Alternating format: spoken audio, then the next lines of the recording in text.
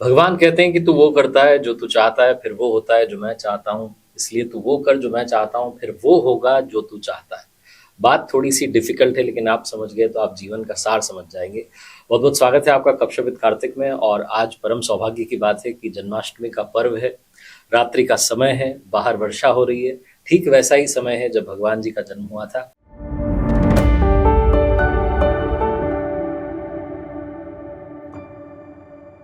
और मेरा परम सौभाग्य है कि हम इस पॉडकास्ट में स्वागत कर रहे हैं श्रद्धेय इंद्रेश जी महाराज का। बहुत बहुत यस, स्वागत है आपका। नमस्कार। आप प्रसिद्ध भागवत कथा वाचक हैं। आपके पूज्य पिताजी भी परम श्रद्धेय श्री कृष्णचंद्र ठाकुर जी भी लगातार कथाएं करते हैं, हम सबका ज्ञान वर्धन करते हैं। सबसे पहले तो मैं जानना चाहता हूँ, जो मैंने कहा कि भगवान चाहते क्या है। काफी लोग ये पूछते हैं कि ये बता दो वो क्या चाहते हैं, फिर हम वही कर लेंगे। ठाकुर जी मैं एक बात कहता हूँ कथा में कि ठाकुर जी ने ना पूरी जो हमारी साइकिल है वो बहुत अच्छे से बना रखी है। वो अपने कर्म से अपने आप ही भोगते रहते हैं जो भी कुछ करना है। लेकिन हम लोगों को ऐसा लगता है कि शायद ठाकुर जी इतना समय खाली है उनके पास कि वो एक एक आदमी को ढूंढ के इसको ये देना है, इसको ये देना है, इसको ये देना है। इतना ठाकुर जी पर नहीं। ठाकुर जी तो केवल आपके कर्म के अनुसार कर्मण्यवाधिकार स्पष्ट कह दिया, बोले आप अपने कर्म को भोगोगे। माँ फलेषु कदाचन, उस कर्म और आपके भजन भक्ति से मिलकर के मुझ पर जो इंडिकेशन आएगा उसके अकॉर्डिंग मैं तुमको फल दूंगा। बाकी मुझे ऐसा लगता है कि सब हम अपने आप ही कर्म करके फल भी प्राप्त करते हैं, कर्म करके भोग भी भोगते हैं, कर्म करके दुख भी भोगते हैं। सब हमारे ऊपर है। ठाकुर जी तो केवल दया दृष्टि रखते हैं, तो उनका भजन करते हैं, स्मरण करते हैं, खूब भाव रखते हैं। तो बस ये है, पहाड़ गिरना था वो कंकड़ हो जाता है। नहीं तो ठाकुर जी तो केवल आपके कर्म को ही प्रधान मानते हैं कि आप अपना कर्म सुदृढ़ रखो, उससे सब मंगल होगा। क्या बात है। मैं आपसे जानना चाहता हूँ कि जैसे गीता जी में भी कहा गया है कि पुण्य पाप का जो है हिसाब हो जाता है। तो एक जो है लोगों के मन में सवाल आता है, काफी लोग सर्च करते रहते हैं इंटरनेट पर कि भगवान जी ने भी अपने मामा जी का जो है वध कर दिया, तो क्या उसका पाप भी लगा। भगवान कर्म बंधन में नहीं बंधते, वो ईश्वर हैं। और दूसरी बात क्या है कि ठाकुर जी की लीला में ना रिलेशनशिप नहीं दिखेगा। मामा है वहां पर, वो व्यक्ति के स्वभाव का मर्दन करते हैं, उस स्वभाव के अकॉर्डिंग व्यक्ति को गति प्रदान करते हैं अपनी लीला में। तो ठाकुर जी किसी कर्म बंधन में नहीं है। वो हमको, अच्छा अब ये बात आ जाए कि ठाकुर जी ने अपने मामा मारे, वहां उनके लिए वो संबंध हमको दिख गया। अब हम भी यही दृष्टि अपने मामा की तरफ नहीं रख सकते। कंस जैसा स्वभाव जिसका, कंस जैसा व्यवहार जिसका, कंस जैसा राक्षसत्व जिसका, उसका वध करना है। हमारे लिए वो संबंध में नहीं घटेगी बात, हमारे लिए स्वभाव और चरित्र में घटेगी वो बात। जो ऐसा है उसका वध करना है। तो और जो बात आपने कही, ठाकुर जी कभी कर्म बंधन में नहीं बंधते। वो ईश्वर है और उनकी लीला जो है सिर्फ वही समझ सकते हैं। एक बात मैं जानना चाहता हूँ कि चमत्कारों की बात आती है, लोग कहते हैं कि भैया इस दुनिया में तो चमत्कार को नमस्कार है। जहाँ चमत्कार होता दिखता है वहां पर भीड़ जो है लग जाती है, संख्या बढ़ जाती है आने वालों की, श्रद्धालुओं की। आपने अपने जीवन में कुछ चमत्कार देखे हैं होते हुए साक्षात, जो आपको लगता है कि ये तो कुछ अनोखा हो गया मेरे साथ। अब हमारे यहाँ तो, हम वृंदावन वासी हैं ना, हम चमत्कार कम, लीलाओं पर ज्यादा आनंदित होते हैं। ठाकुर जी की कुछ लीला हो गई, ठाकुर जी ने कुछ अनुग्रह कर दिया, ठाकुर जी ने कुछ अद्भुत करके दिखाया, हम तो उसको ज्यादा श्रेष्ठ मानते हैं। चमत्कार की दृष्टि, चमत्कार की परिभाषा आज के डेट में अलग है। चमत्कार की परिभाषा ये ऐसी है कि किसी का कुछ काम रुका पड़ा है, तुमने उसको देख लिया, उसके काम बन गए, ये चमत्कार है। हमारे यहाँ लीला होती है, अनुभव होता है, ठाकुर जी ने कुछ करके दिखाया। जैसे कि मैं सोच करके गया कि आज ठाकुर जी नीली पोशाक में होंगे, आज ठाकुर जी ने मोतियों की माला पहनी होगी, आज ठाकुर जी ने सिरपेच ऐसा धारण किया होगा, आज ठाकुर जी का मुकुट ऐसे झुका हुआ होगा, ठाकुर जी ने आज कन्नेर के पुष्प के माला पहनी होगी। ये मैं पहले विचार करके गया, और जब मंदिर में गया तो जो मैंने विचार किया उसमें से कुछ भी एक मैच हो गया। क्या बात। तो हम ब्रजवासियों के लिए, वृंदावन वासियों के लिए तो इससे बड़ा चमत्कार कोई नहीं कि लाल जी हमारे मन अनुसार श्रृंगार कर रहे हैं। बाकी संसार में लोगों के चमत्कार की अनुभूति तो अलग अलग होती है कि भाई ये कैसे हो गया, ये कैसे हो गया। तो हम ब्रजवासियों के लिए तो लाल जी की लीला ही चमत्कार है, हम उसी पे ज्यादा विश्वास रखते हैं। क्योंकि आपका संपूर्ण भाव जो है वहां पर टिका हुआ है। आम आदमी का तो ऐसा ना कि मेरे बॉस जो है मेरी सैलरी बढ़ा दें या मुझे बॉस बना दें, तो उन्हें लगता है कि अभी चमत्कार हो गया। अब मैं आपसे जानना चाह रहा हूँ, आप कह रहे हैं कि लीलाएं जो है, हम लीलाएं देखते हैं। प्रभु जी ने जो महाभारत हुई वो भी एक लीला थी, उसके पीछे क्या लीला थी, आप क्या बताएंगे। महाभारत भी, मैंने एक बात कही ना ठाकुर जी कि किसी भी लीला को, किसी भी भाव को, कथा जगत की, उसको संबंध जन्य मत मानिएगा। अब यहाँ प्रश्न आता है कि महाभारत क्या है। तो महाभारत में पंच पांडव और उनके सारथी श्री कृष्ण, कथा तो बहुत बड़ी हो जाएगी, मैं शॉर्ट में समझाऊं। 5 गुण हैं, 5 पांडव जो किसी भी व्यक्ति के अंदर हो सकते हैं। तो सबसे पहला युधिष्ठिर, बलि, युधिष्ठिर, भीम, अर्जुन, नकुल, सहदेव। युधिष्ठिर का गुण है धर्म, भीम का गुण है बल, अर्जुन का गुण है आत्मा, नकुल का गुण है बुद्धि और सहदेव का गुण है स्वरूप। ये 5 गुण किसी भी मानव के अंदर 5 भी हो सकते हैं और एक भी हो सकते हैं। तो इसका मतलब ये होगा कि इन 5 में से अगर एक भी गुण मेरे अंदर है, धर्म है, बल है, आत्मा है, बुद्धि है, स्वरूप है, तो मैं 5 पांडवों में से एक हूं। लेकिन तभी दूसरी बात आती है कि 5 चीज तो कौरवों में भी है, वहां पर भी बल है, वहां पर भी धर्म है, वहां पर भी स्वरूप है, वहां पर भी बुद्धि है। ये कैसे पता चले कि 5 पांडव, क्योंकि पांडव मतलब जीतने वाले। ये 5 गुण हर मानव के अंदर हैं, या फिर इनमें से कोई एक गुण हर मानव के अंदर है। पर अपनी संसार रूपी महाभारत को वही जीतेगा जिसके पास 2 एक्स्ट्रा चीज हैं। कौन कौन? तो द्रौपदी पत्नी और दूसरे सारथी श्री कृष्ण। तो द्रौपदी का गुण क्या है? द्रौपदी का गुण है दया। मतलब अगर मैं धर्म हूं तो धर्म के साथ में दया, बल है तो बल के साथ दया, बल चाहे धन का हो, शरीर का हो, कुछ भी हो। आत्मा है तो मतलब मेरे स्वभाव में दया, बुद्धि है तो बुद्धि में दया, स्वरूप है तो रूप गर्विष्ठता ना होकर के उसमें दया। तो ये तो हो गया कि द्रौपदी के सहित हम हो गए, और द्रौपदी के सहित हो गए तो भी ये कंफर्म हो गया कि हम पांडव हैं। लेकिन अपने संसार की महाभारत तभी जीतेंगे जब कृष्ण सारथी। तो कृष्ण सारथी का मतलब क्या है? करिष्ये वचनम तव, जो श्री कृष्ण कह रहे हैं उस पर आंख बंद करके चल पड़ो, गिरोगे नहीं, और अगर कभी गिरे भी तो उठाने के लिए वो स्वयं आएंगे। ये पूरे एक महाभारत बहुत बड़ी हो गई, सब कुछ हुआ, पर मूल उद्देश्य सारांश यही है कि आप भी इस महाभारत में हो संसार की में, मैं भी हूं, पर हम दोनों में से कौरव और पांडव निश्चित कौन करेगा? हमारा स्वभाव और हमारे स्वभाव के साथ 2 स्वभाव और, दया और ज्ञान। ज्ञान श्री कृष्ण का स्वभाव है, दया द्रौपदी का स्वभाव है। हमारा स्वभाव इन 2 स्वभावों से मिल गया, अपनी महाभारत में जीत संसार रूपी महाभारत में निश्चित है। क्या बात है। तो ये आध्यात्मिक दृष्टि से हमने बात हाँ, अभी इसको बस जो लोग भी सुने इसको 3-4 बार सुने, तब समझ और फिर मनन करें कि मैं क्या बोल रहा हूँ, तभी ये बात समझ आएगी। हमारे शास्त्रों में एक बात कही है कि शास्त्रों की बातों को तत्श्रृण्वन प्रपठन विचारण परो। अगर आप विचार नहीं करोगे ना जो कहा गया है, तो वो बात तक रह जाएगी, वो ज्ञान में परिवर्तित नहीं होगा। श्रीमद् भगवद गीता में प्रभु जी वो 700 श्लोक हैं, और मैं रोज 10-10 पढ़ता हूँ। तब तक 5-6 बार मैंने आवृत्ति कर ली है, और प्रतिदिन का मेरा रहता है कि ये समय निकालना ही मुझे। तो एकादश जो अध्याय है उसमें भगवान जी ने दर्शन दिए विराट स्वरूप के। अब प्रश्न ये उठता है कि सिर्फ अर्जुन को ही दर्शन क्यों दिए? अर्जुन भगवान को समर्पित है पूर्ण रूप में। प्रसंग आता, सबको पता होगा कि जब महाभारत युद्ध से पहले युद्ध का चयन हो गया कि युद्ध होगा, दुर्योधन भी गया और पांडवों की तरफ से अर्जुन भी गया। अर्जुन का एक सॉफ्ट कॉर्नर और ठाकुर जी का भी सॉफ्ट कॉर्नर एक दूसरे के प्रति रहता ही, पर उसमें 4 चांद लगाए इस बात ने। किस बात ने? जब भगवान ने प्रस्ताव रखा कि एक तरफ मेरी सेना और दूसरी तरफ अकेला में, और वो भी बिना शस्त्र के। अब तुम दोनों देख लो किसको मैं चाहिए, किसको मेरी सेना चाहिए। मतलब एक तरफ है क्वालिटी और एक तरफ है क्वांटिटी। क्या चाहिए बताओ? तो लपक करके बोला दुर्योधन, बोले कि अरे भगवान, आपका वैसे भी प्रेम पांडवों से बहुत ज्यादा है, आप इनके पास ही रुको, मुझे सेना दे दो। सेना लेकर के गया तो भगवान अर्जुन से कहते हैं कि अर्जुन, तेरी सेना वैसी कम, तुम पांडव वैसी कमजोर हो, सेना ले लेते, मैं चला जाता तो शस्त्र भी नहीं उठाना था मुझको। तो तब अर्जुन जो बात कहता है, मैं बहुत अच्छी लगती है मुझे बात। अर्जुन कहता है, नाथ, ना तो मैं आपसे मांगने आया था, ना आपको मांगने आया था, ना मुझे आपसे कुछ चाहिए ना आप चाहिए।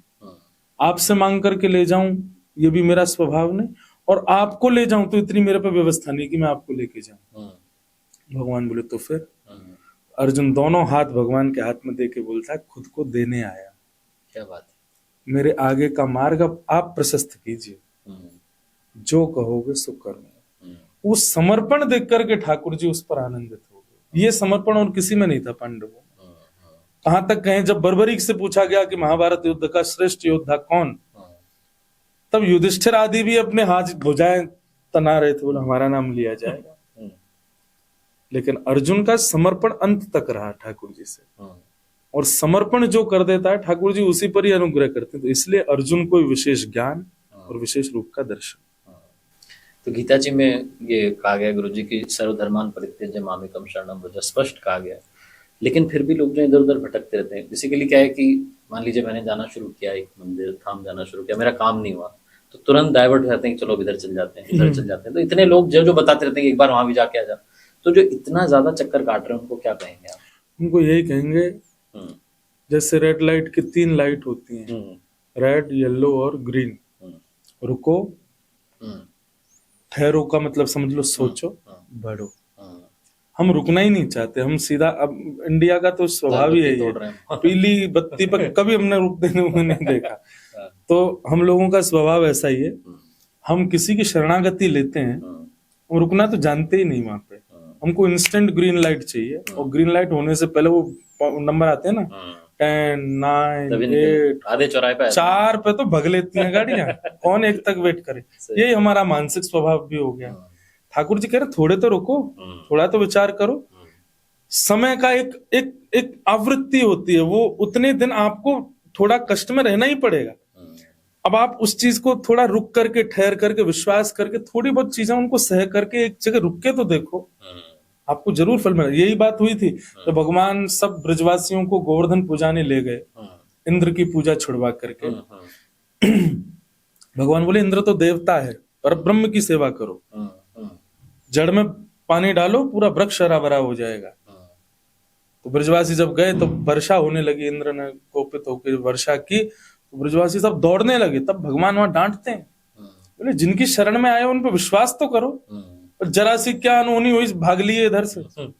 तब भगवान ने उनका विश्वास प्रगाढ़ करने के लिए अपने बाम हस्त की कन्या उंगली पर गिरिराज जी धारण किए, ब्रजवासियों का विश्वास प्रबल किया कि भाई इन पर विश्वास करो। ऐसे ही मैं सबको कहना चाहूं, इतना भटकाओ मत करो, यहां से वहां, वहां से वहां, वहां से वहां। सही समय सबकी लाइफ में एक आवृत्ति के बाद आता ही है। एक जगह ही रहो, एक के ही रहो, चाहे संसारी संबंध हो चाहे भगवत संबंध हो, क्या बात, एक के ही रहो। बहुत सुंदर। इसी पे मैं जानना चाह रहा हूँ कि अभी आप बात कर रहे थे कंफ्यूज हो जाते हैं कई बार, या बहुत जल्दी डाइवर्ट करते हैं। तो आज के जो यंगस्टर्स हैं उनकी सबसे बड़ी प्रॉब्लम ये है कि मैं बहुत जल्दी कंफ्यूज हो जाता हूँ, मुझे क्या करना चाहिए, कंफ्यूजन इतना ज्यादा है। तो ऐसे यंगस्टर्स को आपका क्या मैसेज होगा? अब क्या बताएं, सत्संग बहुत जरूरी है। आप भी अभी कह रहे थे कि आप लाइफ में हर दिन समय जरूर निकालते हो। सत्संग करने का मतलब ये नहीं कि आप बाबा जी बन गए, या आप भगत बन गए, या आप सन्यासी हो गए। पॉजिटिविटी आती है माइंड में, और जब पॉजिटिविटी तभी आएगी जब आपके अंदर ठहराव होगा, संयम होगा, सहन शक्ति होगी। आज के यूथ को चाहिए थोड़ा सा सत्संग की तरफ थोड़ा जाए, किसी एक ऐसे व्यक्ति को जिससे उसको लगता है कि उसके जीवन में परिवर्तन आए, उसको सुनना शुरू करे। भगवत गीता, भागवत आदि के प्रवचन जो है थोड़ा थोड़ा देर, ज्यादा नहीं, 15 मिनट 20 मिनट नित्य सुनना शुरू करे। उससे क्या होगा कि चित्त में, बुद्धि में थोड़ा ठहराव आएगा, पेशेंस आएगा। आज का यूथ क्या पेशेंस लेस है हर चीज में, रिलेशनशिप हो, स्टडीज हो, फैमिली प्रॉब्लम्स हो, ग्रीन सिग्नल वाली बात है। हाँ, मतलब सब मूल जड़ यही है कि हम सब पेशेंस लेस हो चुके हैं। और आध्यात्म क्या आपको पेशेंस ही सिखाता है। तो जब आप किसी के प्रति, किसी के वचनों के प्रति अग्रसर होते हैं, तो वहां आपको पेशेंस आता है। पेशेंस आएगा ना, अपने आप सारी चीजें जो है वो संयमित होती चली जाएंगी। क्यों स्वामी विवेकानंद इतने पूजनीय है? उस आयु में वो कर गए जिस आयु में हम लोग अभी तक खाली बैठे हैं, कुछ कर ही नहीं पा रहे। उस आयु में सब बदल के चले गए। क्यों? अपने गुरु के प्रति उनका जो पेशेंस था, जो निष्ठा थी, जो समर्पण था, उससे वो बदल गए। आज का यूथ स्वामी विवेकानंद जी के कोट्स लिखता है, और वही स्वामी विवेकानंद जी कितनी कम आयु में सब कुछ करके चले गए। कैसे?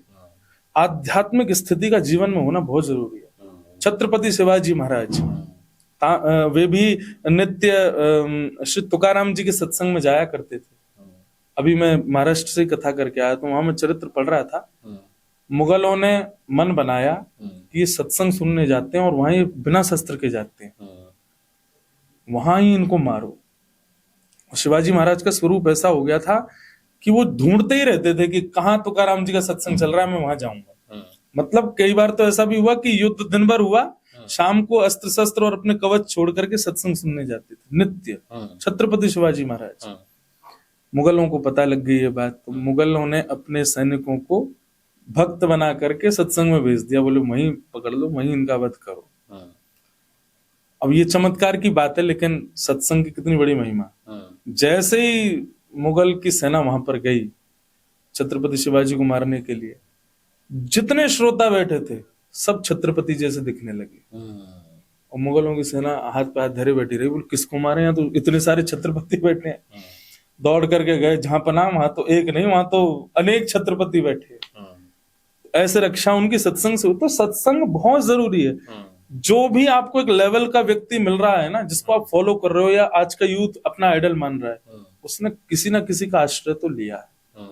आश्रय लेने का मतलब किसी की वाणी का आश्रय, किसी के वचनामृत का आश्रय, और वो व्यक्ति विशेष का आश्रय नहीं है, श्री कृष्ण का ही आश्रय, क्योंकि उन्हीं का दिया हुआ ज्ञान ही सब बांट रहे हैं।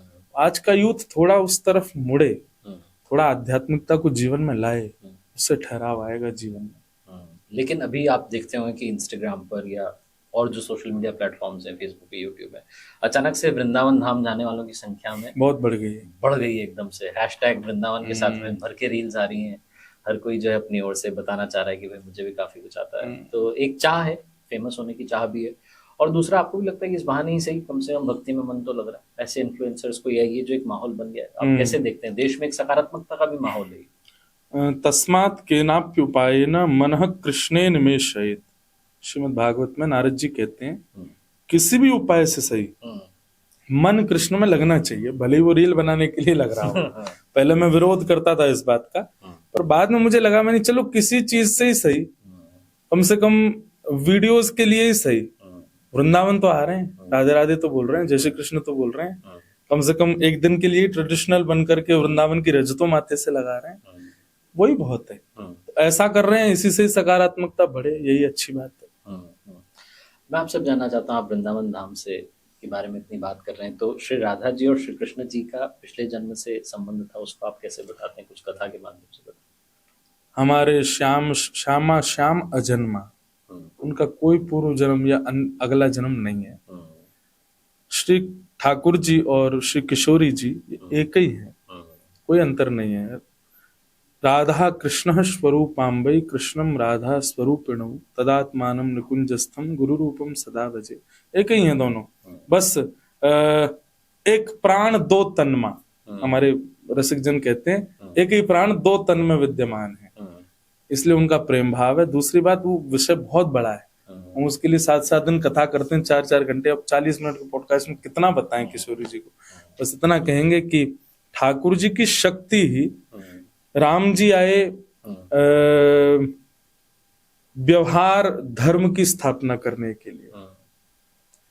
भाई के प्रति कैसा व्यवहार हो, पिता के प्रति कैसा व्यवहार हो, पत्नी के प्रति कैसा व्यवहार, शत्रु के प्रति कैसा व्यवहार हो, राम जी ने स्थापित किया। श्री कृष्ण आए ज्ञान स्थापित करने के लिए, ज्ञान क्या है वो बताने के लिए, और उन्हीं श्री कृष्ण का ही आह्लादनी शक्ति स्वरूप श्री किशोरी जी आई प्रेम स्थापित करने के लिए। निष्काम स्वच्छंद प्रेम क्या है, उसी के लिए ठाकुर जी ने ही किशोरी जी का रूप धारण किया और अपने ही रूप से प्रेम भाव दिखा करके पूरे विश्व को निष्काम प्रेम की प्रधानता बताई। तो ऐसा किशोरी जी का रूप है।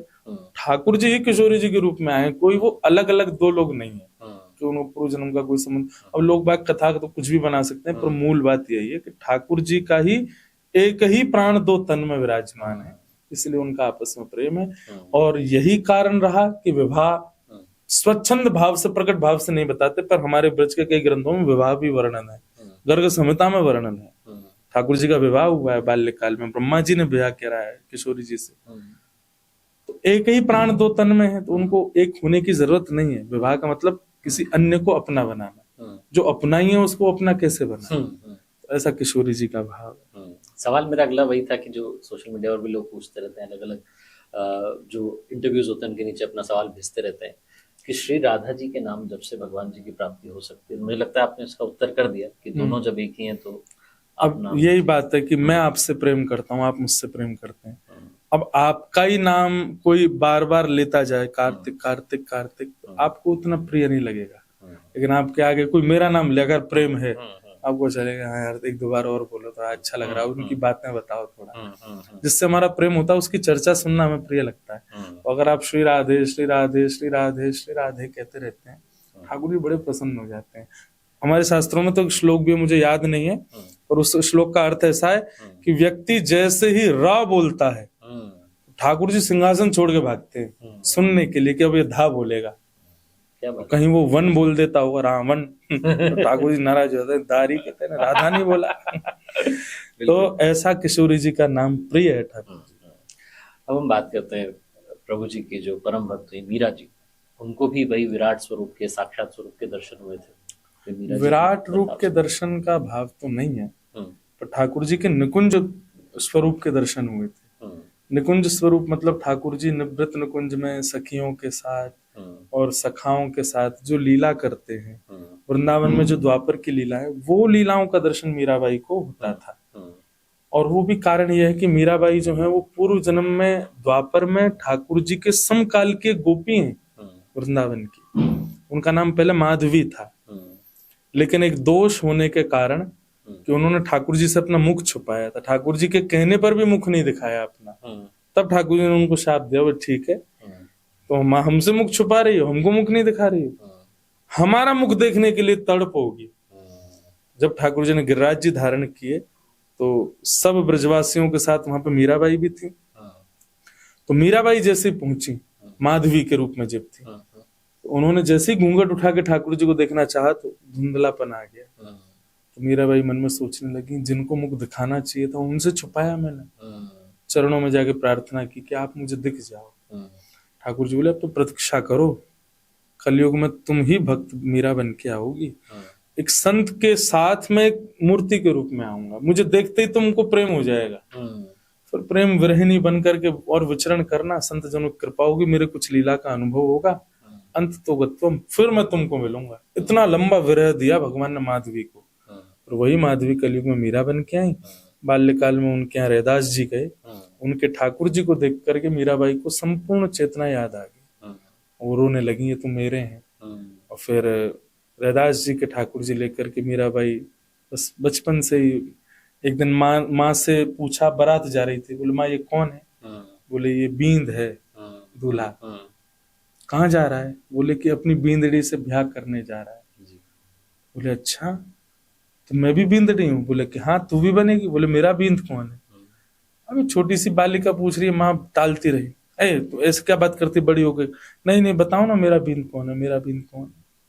वहीं गिरधर गोपाल जी बैठे, तो माँ ने ऐसी सहज भाव में कहती, ये बैठे तेरे बींद। बोले ये हैं? बोले हाँ। यही आएंगे घोड़ी पे बैठ के? बोले हाँ यही आएंगे। बस मीराबाई का उससे इतना अटूट विश्वास हो गया कि जब मीराबाई की आयु हुई विवाह के लायक, घर वालों ने विवाह के लिए मेवाड़ के राजा के यहाँ से संबंध आया, राजा भोज का। तो मीराबाई रोती हैं, बोले कि माँ मेरा तो ब्याह हो चुका, आपने कहा था कि ये मेरे बींद हैं। बोले वो तो मैंने मजाक में कहा। बोले ऐसे कैसे मजाक में कह दिया? बोले बचपन से आपने मुझे ये विश्वास दिलाया कि मेरे बींद है, तो मैं इनको मान चुकी हूँ, मैं इनके अलावा किसी की नहीं हो सकती। ऐसा उनका प्रेम भाव था। उनको निकुंज नायक ठाकुर जी के दर्शन तो बहुत बार हुए, और अंत तो गतो द्वारिकाधीश में जाकर के विलीन हो गए। वो भी कारण ये था कि उनको बार बार बुलाया जा रहा था वापस मेवाड़। मीराबाई जाना नहीं चाहती थी, और जो उनके देवर थे राणा जी, वो बार बार कभी संतों को भेजें, कभी भक्तों को भेजें। एक बार संतों ने आकर के अनशन कर लिया, बोले या तो हमारे साथ वापस चलो, नहीं तो हम भूखे प्यासे रहेंगे। मीराबाई को लगा मेरी वजह से संतों को बहुत पीड़ा हो रही है, वापस जाना नहीं है। तो ठाकुर जी के आगे खड़ी होकर के बहुत रुदन किया। फिर एक पद गाया, मुझे वो याद नहीं, अंतिम पद था मीराबाई का। द्वारिकाधीश के सामने खड़ी खड़ी पद गाते गाते गाते तभी एक तेज पुंज प्रकट हुआ द्वारिकाधीश में से। वो गाती गाती नृत्य करने लगी, घूम रही थी, चारों तरफ भीड़ खड़ी थी। और एक अद्भुत तेज प्रकट हुआ, मानो जैसे सूर्य पृथ्वी पर आ गए हों। सबकी आंखें, नेत्र बंद हो गए।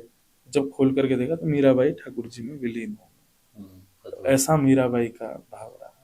फिर इससे मुझे आपका एक, मैंने देखा था इंटरव्यू में जिसमें आप बता रहे थे कि आपके कथा में वहाँ का बद्रीनाथ जी धाम का एक अनुभव है, वो आप बताना चाहें अगर। एक ब्राह्मण देवता थे, तो कथा सुन रहे थे, तो भीष्म पितामह का प्रसंग मैं बता रहा था कि भीष्म पितामह बाणों की सैया पर जब लेटे थे, तब उनकी इच्छा थी, उनको इच्छा मृत्यु का वरदान था।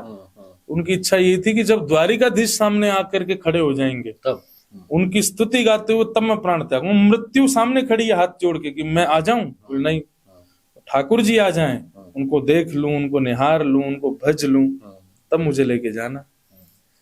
तो ये पूरा प्रसंग बहुत सुंदर था, मैंने सुनाया। तो वो पंडित जी महाराज जो थे वो बड़े भावुक हो गए। मैं जैसे व्यासपीठ से उतरा, बोले महाराज जी अब मेरा भी यही मन है कि भीष्म पितामह की तरह मैं भी ठाकुर जी में प्राण त्याग दूं। अब कथा से जब जाते हैं तो लोग दुनिया की बातें करते हैं, मैं कहता हाँ ठीक है, सब ये थोड़ी देर वाला है। हाँ, ऐसा लगा हुआ आपको? हाँ, मैंने कि थोड़ी देर का भाव आ गया है, जैसे शमशान में भी आता है कहीं। हाँ, मरकट वैराग्य होता है। तो लेकिन वो वास्तविक था। फिर बाद में मुझे पता चला, लोगों ने बताया, वो कथा सुन के सीधे गंगा जी पे चले गए, वहीं बैठे रहे, चिंतन करते रहे, रुदन करते रहे, ठाकुर जी का स्मरण करते रहे। रात्रि में दर्शन करने के बाद में बहुत लेट आए, भोजन प्रसाद भी नहीं पाया। अब मैं सो गया था। सवेरे 5 बजे जो आयोजक थे उन्होंने मेरा गेट खटखटाया और बताया महाराज जी हमारे पंडित जी आए थे साथ में, दिल्ली से थे, वो चित्रकूट के रहते, दिल्ली में थे, तो कल जो रो रहे थे आपसे। मैंने कहा जी, और उनका भगवत धाम गमन हो गया। अब मेरे मन में वो बात घूमी, वो तो कह रहे थे मुझसे। तो फिर उनका जो रूममेट था उसने मुझे बताया कि महाराज जी सवेरे 3:30 बजे, 3:45 बजे जब मंगला होती है बद्रीनाथ जी को, तभी उठ के, रात भर सोए नहीं थे, बैठे ही थे। बोले लेकिन जैसे ही मंगला के दर्शन खुले हैं बद्रीनाथ जी के, तो बिल्कुल सुख आसन में बैठ गए, शांत मुद्रा में, बस स्मरण करते करते करते नारायण नारायण नारायण, बैठे बैठे प्राण त्याग दिए। तब लगा कि देखो, किसी व्यक्ति ने 8-9 घंटे पहले इच्छा प्रकट की, मुझे भी ऐसे प्राण त्यागने हैं, और 9 घंटे के अंदर अंदर उन्होंने वैसे प्राण त्याग दिए। तो वो एक अनुभव मेरे जीवन में मैंने देखा उनके लिए। एक सवाल मैं इसमें पूछना चाह रहा था आपसे कि जैसे आप बता रहे हैं कि नाम जपते जपते, प्रभु का नाम जपते जपते वो बैठे रहे और उन्होंने देवलोक गमन किया। गीता जी में भी कहा है भगवान जी ने कि जो मेरा नाम जपते जपते देह का त्याग कर देता है उसे मेरा धाम मिलता है, मोक्ष मिल जाती है। तो बहुत आसान है, तो आसान सा सौदा है कि जब अंतिम समय आएगा तो जप लेंगे ना। यही तो सबसे बड़ी बात है। जन्म जन्म मुनि जतन कराही, अंत राम कही आवत नाही। जीवन भर लोग जतन करते हैं, संत मुनि जतन करते हैं, धामों में पड़े रहेंगे, वहीं भजन करते रहेंगे, किस लिए? कि अंतिम श्वास जब आवे तब भगवान का नाम स्मरण आ जाए। पर अंत राम कही आवत नाही। अंतिम समय, दुनिया में सबसे कठिन यदि कुछ है, अंतिम क्षण में भगवत स्मरण होना। शास्त्रों ने, कितने लोगों ने ये बात, हमारे भागवत जी में भी वर्णित है कि अंतिम समय में हरिस्मरण होने से मुक्ति मिलती है, पर अंतिम समय में हरिस्मरण ही नहीं होता। ये एक ऐसी विडंबना है कि अंतिम काल में आपको सब याद आ जाएंगे, बच्चे याद आ जाएंगे, परिवार याद आ जाएगा, पैसा याद आ जाएगा, पर ठाकुर जी याद नहीं आएंगे, चाहे आपने कितना भी ठाकुर जी को याद करने की कोशिश की हो। इसका एक दूसरा उपाय है। क्या? पहला उपाय तो ये कि इतना जप करो, इतना जप करो कि आपकी आदत में आ जाए, कि आपके बस अब राम राम राम राम राम राम राम चल ही रहा है मन में। आप मौन भी बैठे हो तो भी आपका भगवत स्मरण चल रहा है, तो किसी भी क्षण आपके प्राण निकलेंगे तो भगवत नाम हो ही जाएगा। दूसरा, एक बराह पुराण में एक भाव वर्णन है कि भाई अंतिम समय में भगवान नाम निकलना तो बहुत मुश्किल है, तो फिर और कोई उपाय नहीं है। तो भगवान एक गोपनीय उपाय बताते हैं। बोले क्या? बोले जीवन भर मेरा स्मरण करो, जीवन भर मेरा भजन करो, जीवन भर मेरा जाप करो, इतना जाप करो, इतना जाप करो, इतना जाप करो कि आपका खूब जाप हो। कई बार खूब जाप करने वालों को भी अंतिम में ठाकुर जी का स्मरण नहीं होता, लेकिन भगवान कहते हैं एक अवधि से ज्यादा जिसने मेरा स्मरण किया होगा जीवन में, और अगर अंतिम समय में उसने मेरा स्मरण नहीं किया, वो चिंता ना करे, क्योंकि अवधि से ज्यादा स्मरण करने वाले के अंतिम समय में मैं उसका स्मरण कर लेता हूँ। क्या बात। और जब ठाकुर जी स्मरण कर लेते तो वो एक पंक्ति हमारे संत गाते हैं, कितना भजन करो, बोले कि मैं हरि का सुमरण करने से प्रारंभ करूं पर अंत ऐसा हो वे मेरा सुमिरन करें मैं पावा विश्राम। ठाकुर जी मेरे को स्मरण करने लग जाए। मीराबाई की भक्ति कैसी, मीराबाई स्मरण करती थी पर स्थिति ऐसी आई कि ठाकुर जी मीराबाई को भजने लगे, सूरदास को ठाकुर जी भजने लगे, गोस्वामी तुलसीदास जी को ठाकुर जी भजने लगे। तो भजन का मतलब केवल मुक्ति प्राप्ति नहीं, भजन का मतलब हरि को प्रिय हो जाओ, उनके प्रिय बन जाओ, उनको प्रिय लग गए, अपने आप सब काम सॉर्ट आउट हो जाएगा। क्या बात है। तो भगवान आपको भजें, ऐसी आप भक्ति की जो है शक्ति लेकर के आइए। इस पर मैं एक बात करना चाहता हूँ कि आध्यात्मिक बातें होती चली जा रही हैं और हम बहुत मतलब आनंद रस में हूँ इस वक्त। तो सवाल ये आता है कि निर्गुण और सगुण जो दो बातें हैं और दोनों पर जो है अपने अपने तर्क रखते रहते हैं, आपका क्या इस पर? निर्गुण है सो पिता हमारा, सगुण है महतारी, किसको निंदे किसको बंदे, दोनों पड़ला भारी। निर्गुण भी हमारे, निर्गुण है सो पिता हमारा, निर्गुण मतलब जिसके रूप नहीं है, जिसके आंख कान नहीं, जो गीता में जिसका अधिक वर्णन है।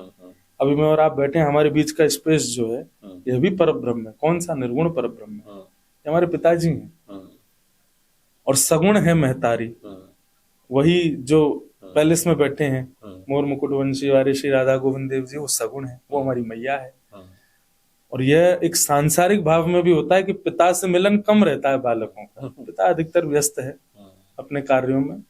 तो निर्गुण पर ब्रह्म जो है, जो सब जगह विद्यमान है, वो इतने व्यस्त हैं संसार के पालन पोषण आदि।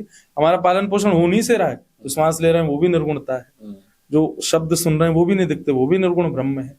तो पालन हमारा निर्गुण ब्रह्म ही कर रहे हैं, पर प्रकट रूप से हमारा जो पालन कर रहे हैं वो प्रत्यक्ष दिखने वाले ठाकुर जी, जैसे गोविंद देव जी, वृंदावन के बिहारी जी। तो दोनों ही हमारे लिए श्रेष्ठ हैं, दोनों ही पूजनीय, किसको निंदे किसको बंदे, दोनों पड़ला भारी। माता पिता में कोई बच्चे से भी पूछो छोटे से, कौन अच्छा लगता है, माँ या पिताजी? तो बच्चा यही बोलता है दोनों। कोई कोई बच्चे होते हैं शैतान, बोलते मम्मी या कहते हैं पापा, लेकिन मूल रूप से बालक क्या कहेगा? दोनों। तो निर्गुण ब्रह्म और सगुण ब्रह्म दोनों हमारे लिए पूजनीय है, दोनों हमारे लिए वंदनीय है, दोनों की ही वंदना करनी चाहिए जी। अब मैं वापस से कथा पर आता हूँ, जो भगवान श्री कृष्ण जी ने अश्वत्थामा के साथ किया। बहुत सारी थ्योरीज चलती हैं, बहुत सारे यूट्यूब पर वीडियोस बना दिए लोगों ने, अश्वत्थामा अभी भी है, ये है, क्या आप बताना चाहते हैं? हाँ, वो चिरंजीवी है। उनको ये वरदान नहीं है, उनको ये श्राप है। कैसे? जब अश्वत्थामा ने द्रौपदी के साथ सोते हुए 5 सोते हुए पुत्रों को मार दिया पांडव समझ करके, तब अर्जुन ने उनको बंदी बनाया अश्वत्थामा को। अब अश्वत्थामा को जब मारने लगे तो द्रौपदी ने रोक दिया, बोले ब्राह्मण है, हम क्षत्रिय है, इनको नहीं मार सकते, ये हमारा गुरु पुत्र है, इसको हम नहीं मार सकते, और इसको मारने से मेरे पुत्र जीवित नहीं होंगे, इसको नहीं मार सकते। बहुत लंबा विषय है। तो अर्जुन ने सबसे पूछा मैं क्या करूं? तो किसी ने द्रौपदी का पक्ष लिया, किसी ने कहा नहीं मारो, किसी ने द्रौपदी का पक्ष, किसी ने कहा। अंत में वो भगवान से पूछते हैं मैं क्या करूं? तो भगवान कहते हैं ब्रह्म बंधुर न हंतव्य आतताई बधारणा, ब्राह्मण कैसा भी क्यों ना हो उसको मारना नहीं चाहिए। वैसे तो 2 लोगों के लिए शास्त्र कहते हैं, ब्राह्मण और नारी, चाहे कैसा भी पाप करें उनको दंड दो, मृत्यु दंड मत दो। और भगवान दूसरी बात कहते हैं, बालकों का हत्यारा कोई भी क्यों ना हो उसको छोड़ना नहीं चाहिए। तो अर्जुन बड़े संकोच में पड़ गया कि ये ब्राह्मण भी है, बालक हत्यारा भी, करना क्या करूं? भगवान बोले थोड़ा और प्रेशर डालो दिमाग पे क्या करना है। तब अर्जुन समझ गए, बोले कि मृत्यु अगर मैंने कर दी तो इसको क्षणिक पीड़ा होगी और ये मर जाएगा, लेकिन ऐसा कुछ करके छोड़ दिया जाए जिससे जीवन भर पीड़ित रहे, क्योंकि ये चिरंजीवी है, जीवन भर जीवित रहने वाला है। तब अर्जुन ने आधी मूंछ आधी दाढ़ी और उसकी ब्रह्म तेज की मणि को निकाल करके, ब्रह्म तेज की मणि, अब सीरियल में तो ऐसा दिखा देते हैं पिक्चरों में कि उसकी मणि यही माथे पे लगी हुई है। हर ब्राह्मण के मस्तिष्क में ब्रह्म तेज की मणि होती है, जो गायत्री करता है, साधना करता है, नित्य नियम पाठन पूजन आदि सब करता है, ब्राह्मणत्व में रहता है, उसकी ब्रह्म तेज की मणि उज्ज्वलित रहती है, बाकी सब लोगों की ढक जाती है दूषित विचारों से। उस ब्रह्मतेज की मणि को निकाल करके और शिखा छेदन करके, ब्राह्मण की शिखा का छेदन करके उसको छोड़ दिया। आज तक भटक रहे हैं। अब वो दिख रहे हैं किसी को, ये बात मैं असत्य मानता हूँ, अभी नहीं दिख सकते। सप्त चिरंजीवी तब दिखेंगे जब कल की भगवान आएंगे, क्योंकि कल की भगवान की सेना ही सप्त चिरंजीवी। तो अश्वत्थामा का जो श्राप है, ये श्राप है, उनको वरदान नहीं है ये। तुम जीवित रहो, आज भी कष्ट में रहते हैं, कैसे मदद करेंगे फिर? हाँ, वो बस जब कल के भगवान आएंगे, उनके जो सप्त चिरंजीवी हैं, अब मुझे स्मृति में भी नाम नहीं आ रहे सबके, हनुमान जी भी हैं, अब मैं बता रहा हूँ, रुको। हनुमान विभीषण सप्तैते चिरजीवन, ऐसे करके श्लोक है। तो सप्त चिरंजीवी आएंगे और ठाकुर जी के सहित, कल की भगवान के सहित सप्त चिरंजीवी ही इस देश में, इस विश्व में जितने पापी और राक्षस प्रवृत्ति के लोग होंगे सबका वध करेंगे। कहते हैं कि एक ही चिरंजीव अनेक रूप धारण कर लेगा, और अनेक रूप धारण वही सेना बन जाएगी ठाकुर जी की। उसको लेकर के ठाकुर जी पूरे विश्व से सबका संहार करते हुए, गिने चुने कुछ वैष्णव बचेंगे, गिने चुने मत उंगली पे गिन सको इतने भक्त बचेंगे बस। उस समय कल के भगवान आएंगे, उन लोगों को छोड़ बाकी सबका नाश करके भगवान, कलयुग विश्राम होगा, सतयुग प्रारंभ हो जाएगा। क्या बात। एक और इसका आध्यात्मिक दृष्टि से गुरुजी ये भी कहा जाता है कि सतयुग, त्रेता, द्वापर और कलयुग जो है ये मस्तिष्क में भी चल रहा होता है। आप इसको कैसे देखते हैं? निश्चित है, कोई ऐसा नहीं कि परिवर्तन हो जाएगा, हवा शुद्ध हो जाएगी या बहुत वैसा, ऐसा ही है।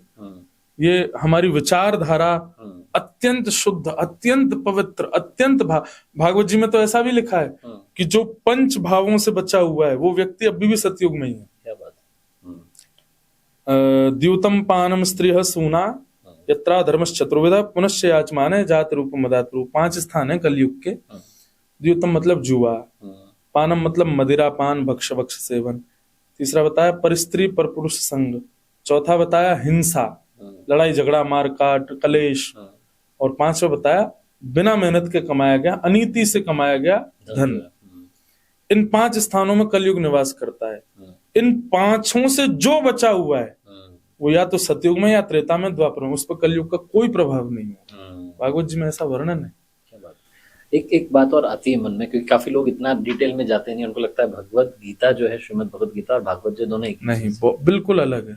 क्या अलग है वो बताइए। मतलब ऐसे अलग है अग्नि और जल, ऐसे अलग है ठंडी और गर्मी, ऐसे अलग है दूध और पानी। आप उनको बस प्रोनाउंसिएशन थोड़ा मैचिंग हो गया तो सबको लगता है कि एक जैसी है। श्रीमद् भागवत और श्रीमद् भगवत गीता दोनों में अंतर ऐसे कि श्रीमद् भागवत पुराण है और श्रीमद् भगवत गीता जो है वो इतिहास महाभारत का एक छोटा सा हिस्सा है, 700 श्लोकों का।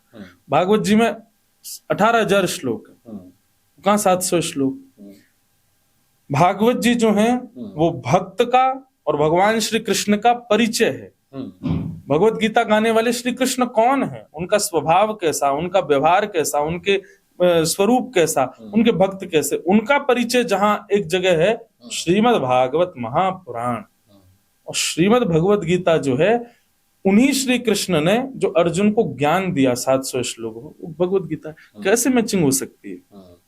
वो महाभारत 1,00,000 श्लोकों के युक्त महाभारत का केवल 700 श्लोक का छोटा सा हिस्सा है, 18,000 श्लोकों का एक अलग ही ग्रंथ है।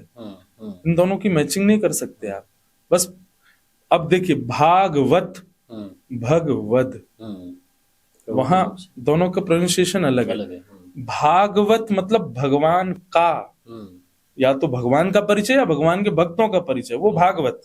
और भगवद यानी कि भग माने श्री भगवान, 6 ऐश्वर्यों से जो संपन्न है उनको भग कहते हैं। जैसे आप धनवान, मैं बलवान, ये रूपवान, ऐसी 6 भग जिसके पास हैं, 6 ऐश्वर्य जिनके पास हैं, उनसे जो युक्त है वो भगवान। भगवद यानी कि उनकी वाणी, वो जो गा रहे हैं, वो जो बोल रहे हैं। भगवद गीता, गीता माने गीत, जो उन्होंने अर्जुन को सुनाया, वो भगवद गीता है। दोनों कॉन्सेप्ट अलग हैं, बस बोलने का तरीका थोड़ा सेम हो गया तो लोगों को लगता है एक ही चीज है, एक ही बात हो गई। लेकिन वो अति महत्वपूर्ण जो है उसका अंश है। अगर हम 700 श्लोकों की बात करें जी। एक सवाल और मैं पूछना चाहता हूँ आज के यूथ के लिए। काफी लोग कहते हैं कि रात्रि में सोने से पहले क्या सोना कि सुकून की नींद आए, क्योंकि वो सुकून की नींद लिए हुए बरस बीत गए। मोबाइल देखते देखते सोते हैं, जगते से फिर देखते कितने लाइक और बढ़ गए, फिर रात्रि हो जाती है। तो यही सब घूम रहा है, चलता चला रहा है। सबसे पहले तो दिन भर में जो कुछ भी किया है सबकी विस्मृति करो, स्मरण करके फिर विस्मृति करो, डिलीट करो। हाँ, तो कैसे करेंगे? डिलीट नहीं कर सकते हम लोगों पे, ऑप्शन ही नहीं है उसका। और रिसाइकिल बिन भी ऐसी है, उससे सब अपने आप निकल जाता है। हाइड कर दो, हाँ हाइड करने के लिए क्या? हाँ, तो उसका एक ही तरीका है कि सबसे पहले तो पूरे दिन की दिनचर्या स्मरण करो। करेगा कोई नहीं, फिर भी बता दे रहा हूँ। स्मरण करके कृष्णार्पण मस्तु, ठाकुर जी के चरणों पे अर्पित कर दो। इसमें भी एक चीज है, जो जो बढ़िया हुआ है वो अर्पित करो, और जो जो गलत किया है, सबको पता है मैंने आज क्या गलत किया है, वो अपने पास ही रखो। बोले इस पर कल मुझे काम करना है, इसको भी सुधारना है। ठाकुर जी के चरणों में अर्पित करके, और फिर मैं तो देखो वृंदावनवासी, मैं एक ही बात कहूंगा, कोई ठाकुर जी की सुंदर लीला सुनो, कोई भी लीला सुनो। आजकल यूट्यूब पर इतना आधुनिकता, सब चला करके साइड में रख दो, सुनते रहो और उसी का चिंतन करो। निकुंज में ठाकुर जी ऐसे लीला कर रहे हैं, छोटे से ठाकुर जी मैया से ऐसे मांग रहे हैं। श्री कृष्ण या राम जी की सुंदर कोई लीला सुनो, सुन करके सो जाओ। स्वप्न में आपके दूषित भाव आएगा ही नहीं, और तो और ऐसी निद्रा आवेगी ना, आपको लगेगा कि ठाकुर जी की लीला में मधुमंगल श्रीदामा सखाओं के बीच में मैं भी खड़ा, ठाकुर जी मेरे गले में गलवैयां डाल कर घूम रहे हैं। सुबह जब उठेंगे ऐसी सकारात्मक सोच होगी ना। सही, सबसे बड़ी बात है कि उस विचार को करके सो जिससे आपका मन बहुत हल्का अनुभव करे। अब चाहे मैं तो कृष्ण लीला कह रहा हूँ, आपको जो प्रिय लगे, जिससे आपका मन हल्का होता है। संसारी गाने, संसारी पिक्चरें, संसारी भाव, ये आपका हृदय कभी हल्का नहीं कर सकते। इनको रात्रि में देख करके या रात्रि में इनका अनुभव करके आप सोएंगे, निश्चित है आपके मन में, आपके मानसिकता में वही चीज घूमती रहेगी। सुबह उठ करके बहुत अजीब सा अनुभव और होगा। इसलिए भगवत भाव, वैष्णव भाव, पौराणिक भावों को रात में प्रायोरिटी देकर के सोएं, आपका दिन मंगल में, रात्रि मंगल में होगा। ये मैंने कहीं पे पढ़ा था कि गाने अगर हम सुनते हैं तो नाचने का मन करता है, भजन सुनते हैं तो शांत हो जाने का मन करता है। और उसमें भी एक और है, भजनों में भी पद, जैसे मीराबाई के पद, जैसे सूरदास जी के पद, कुमनदास जी के पद, कबीरदास जी की वाणी, इन सबको सुनोगे तो और शांति मिलती है। भजन से शांति मिलती है, पर पदों से तो और ज्यादा, बिल्कुल ऐसा लगता है कि बस आप हवा में उड़ रहे हैं क्या, इतने हल्के हो गए, पंख जैसे स्वच्छंद विचरण करने लगते हैं जी। एक प्रश्न और आखिरी में जान लेता हूँ कि अभी आपने विश्राम की तो बात कर ली, जब प्रातः हम जागें तो प्रातः स्मरण क्या होना चाहिए, कोई श्लोक आप बताना चाहते हैं? कराग्रे वस्ते लक्ष्मी, सबको पता है। कर मध्य सरस्वती, करमूलेत गोविंद, प्रभाते कर दर्शनम। इसका भाव ऐसा है, कर अग्रे वस्ते लक्ष्मी, कर के अग्र भाग में, ऊपर वाले हिस्से में लक्ष्मी का निवास होता है। तो आप जिस किसी को पैसा देते हो यहीं से गिन के देते हो, लक्ष्मी इन्हीं में ही विराजती है। चलो आप ये कहोगे अब तो डिजिटल हो गया सब कुछ, अब तो गिन ही नहीं रहे, टच भी यहीं से हो रहा है, यहीं से सब की डाल रहे हो, अपने पिन कोड्स डाल रहे हो। लक्ष्मी का निवास यहाँ। तो सबसे पहले कर के अग्रभाग को देख करके, लक्ष्मी जी मैं किसी गलत व्यक्ति को आपको प्रदान ना करूं, आप ऐसी कृपा करना, और आप मेरी इन उंगलियों को आओ विराजमान हो जाओ, मैं आपका सदुपयोग ही करूंगा, आप मेरी माँ हो। इस भाव से लक्ष्मी का स्मरण करो। कर मध्य सरस्वती, कर के मध्य में सरस्वती का निवास होता है। सरस्वती ज्ञान की देवी, आप कुछ भी बोलते हो, कुछ भी करते हो, कुछ भी विचार करते हो, कुछ भी निर्णय लेते हो, सब सरस्वती की कृपा से ही होता है। तो उनका स्मरण करके कहो, हे सरस्वती जी आप कृपा करो कि मैं कोई गलत निर्णय ना लूं, कुछ गलत विचारूं ना, कुछ गलत ना बोलूं, आप मेरी वाणी पर विराजमान रहना। और करमूले तु गोविंद, यहाँ इसीलिए मोली बांधी जाती है, इसीलिए किसी भी अनुष्ठानिक क्रिया में ब्राह्मण देवता यहीं पर ही आपको धागा बांधेंगे, मूली बांधेंगे, कलावा बांधेंगे। क्यों? कर के मूल में गोविंद है। और गोविंद कौन है? महाभारत में भगवान कहते हैं कौन है? काल, मैं काल हूँ। और हमारे काल मतलब प्राण, प्राण यहीं से पता चलते हैं चल रहे हैं कि नहीं, तो यहीं गोविंद विराजमान है। इसलिए यहीं मूली बांध के गोविंद को कहा जाता है कि इसकी रक्षा करना। डॉक्टर कभी भी पहले हार्ट बीट नहीं देगा, पहले यहीं पकड़ के देखेगा। यहीं से आपके पूरे शरीर का पता चल जाता है आप कितने बीमार हो, कितने स्वस्थ हो, कितने। तो यहाँ गोविंद निवास करते हैं। कर्मूले तु गोविंद, गोविंद का स्मरण करो, हे गोविंद आज मैं प्रसन्न रहूं, मैं स्वस्थ रहूं, मैं आनंद में रहूं, ऐसी कृपा करो। तो कराग्रे वस्ते लक्ष्मी, कर मध्य सरस्वती, कर्मूले तु गोविंद, प्रभाते कर दर्शन, अपने हाथों को देखो। और फिर समुद्र वसने देवी, पर्वत स्तनि मंडले, विष्णु पत्नी नमस्तोभ्यम, पादस्पर्शम क्षमस्व में, मैं आप पैर रखने जा रहा हूँ, आप विष्णु पत्नी हो, मुझे क्षमा कीजिएगा। और तम सोमा ज्योतिर्गमय, हे पृथ्वी देवी आप मेरे पैरों का गुरुत्वाकर्षण है पृथ्वी में, मेरे पैरों का ऐसा आकर्षण करना है सही जगह ही जाएं, कहीं गलत जगह ना जाए, ऐसी भावना रखे, पृथ्वी को प्रणाम करे, निकल पड़ो अपने काम पे, सब मंगल होगा, लक्ष्य की प्राप्ति हो जाएगी। आकाशवाणी के बारे में भी हम काफी सुनते हैं। आकाशवाणी में मान लीजिए कि भगवान जी जो है प्रकट हो जाएं और बोलने लगे, काफी कहानियां भी ऐसी हैं कि प्रभु जी जो है मूर्ति से प्रकट हो गए, तो क्या होगा? अंतर ध्यान हो जाएंगे ठाकुर जी, क्योंकि हम लोग बहुत विचित्र हैं, हम लोग इतने बड़े भूत हैं। अगर हमको पता चल जाए कि ठाकुर जी बोल रहे हैं, नहीं बोल रहे तो ये हाल है, अगर ठाकुर जी बोलने लगे, ठाकुर जी, एक बात है ना कि भगवान ने पूरी सृष्टि बनाई, जीव जंतु सब बनाए, फिर उसके बाद मानव बनाया। जब मानव बनाया तो ठाकुर जी खुद डर गए, अरे यार ये क्या खतरनाक चीज बन गई है। तो मानव से बचने के लिए ठाकुर जी ने पहाड़ बना दी, बोले इनके पीछे छुप जाऊं, बोले नहीं यहाँ भी ढूंढ लेंगे। ठाकुर जी बोले कोई बात नहीं, मैं दूसरे ग्रहों में जाकर रहूंगा, बोले मानव यहाँ भी आ जाएगा, बोले मैं चंद्रमा में रहूंगा, बोले इस पे भी, बोले सूर्य में रहूंगा, बोले 1% तो आ ही गए हम पास में, कुछ दिन बाद में सूर्य पे भी पहुंच जाएगा। तो ठाकुर जी ने क्या किया, मानव के भीतर ही घुस गए, उसके चित्त में ही छुप करके बैठ गए, बोले अब ढूंढ मुझे, आनंद आ गया। तो भैया मानव बहुत खतरनाक है। अगर ठाकुर जी बोलने लगे, श्रीनाथ जी उदयपुर के पास में जो हमारे ठाकुर जी ब्रज के विराज थे, पहले बोलते थे, आज से 500 वर्ष पहले श्रीमद वल्लभाचार्य जी ने सौगंध दी इनको, आप अब शांत हो जाओ, अब आप बोलोगे नहीं, क्योंकि मानव तो कुछ भी मांग लेगा और आप इतने कृपालु हो कि उसकी दया उसके ऊपर देख करके आप तुरंत उस पर कृपा कर दोगे। ठाकुर शांत हो गए। ऐसे ही उत्तराखंड में एक जगह है जागेश्वर, वहां पर महादेव महामृत्युंजय मंत्र वहीं प्रकट हुआ था। तो वहां पर जागेश्वर, उनको भगवान शिव को कहते हैं जागनाथ, जगे हुए नाथ हैं। कोई भी कुछ भी बोलता था तुरंत उत्तर देते थे और जो मांगले सो देते थे। एक राजा ने किसी अच्छे राजा को वध करने के लिए उनसे कुछ मांग लिया, अब वो तो सबको देते थे, तो उन्होंने तुरंत उसके ऊपर दया आ गई तो दे दिया। तो जब ये बात आद्य गुरु शंकराचार्य को पता चली, जो मुझे कथा पता है ऐसी है, आद्य गुरु शंकराचार्य को पता चली तो आप वहां पहुंच गए शंकराचार्य जी, और आपने जाके महादेव से प्रार्थना करी, बोले आपको सौगंध है ये कलयुग बहुत खतरनाक है, बोले आप कलयुग की बात कर रहे हो, द्वापर त्रेता युग में भस्मासुर नाम का दैत्य हुआ, उसने आपसे वरदान मांग के आपके ऊपर ही सिर पे हाथ धरने दौड़ा था आपको भस्म करने के लिए, कलयुग है, आप मौन हो जाओ। तब वहां के महादेव भी मौन हो गए कि नहीं, कलयुग में नहीं बोलना है। तो भगवान पहले तो ऐसा होगा ही नहीं कि बोले, अगर बोल गए तो ठाकुर जी फंस जाएंगे, चेकमेट कर देगा मानव, चेकमेट, अब आप फंस गए, अब कहीं नहीं जा सकते।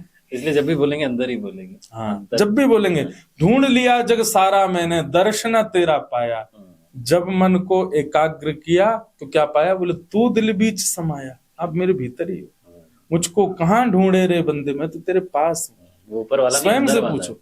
हाँ, अपने आप ठाकुर जी बोलेंगे, अंतःकरण में बोलेंगे, वही वाणी सुननी चाहिए। आकाशवाणी का विधान कलयुग में नहीं। अंत में कोई मैसेज आप देना चाहते हैं? बस वैसे तो पॉडकास्ट में बहुत सारे क्वेश्चन और हैं, ऐसा एक और क्यू कार्ड है, लेकिन समय की भी थोड़ी सी कमी है और ये प्रश्न बढ़ते चले जा रहे हैं जो मैंने नहीं सोचे तभी मैंने आपसे पूछ लिए। तो अंत में क्या मैसेज जो आपकी ओर से होगा, यंगस्टर्स के लिए, बड़ों के लिए, छोटों के लिए, सबके लिए एक ही बात है कि ठाकुर जी हमारा कभी अनहित नहीं चाहते।